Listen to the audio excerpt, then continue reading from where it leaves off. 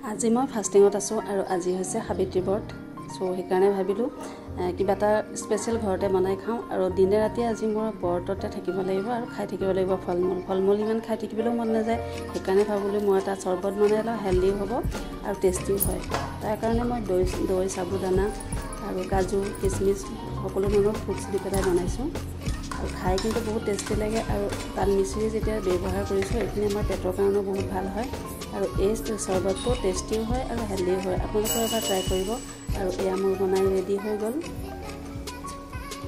এতিয়া মই অকমান সজাই লম অকমান নাৰিকলৰ গুড়া দিম আৰু অকমান ফ্ৰুটছ দিম অকমান ড্ৰাই ফ্ৰুটছ দি পেলাই গ্লাছটো ধুনীয়াকৈ গাৰ্নিছ কৰি লম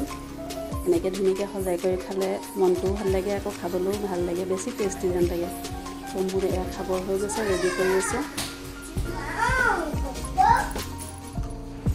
আৰু এয়া মোৰ সাবুদানা চৰবত ৰেডি আপোনালোকে এবাৰ ট্ৰাই কৰিবচোন বহুত টেষ্টি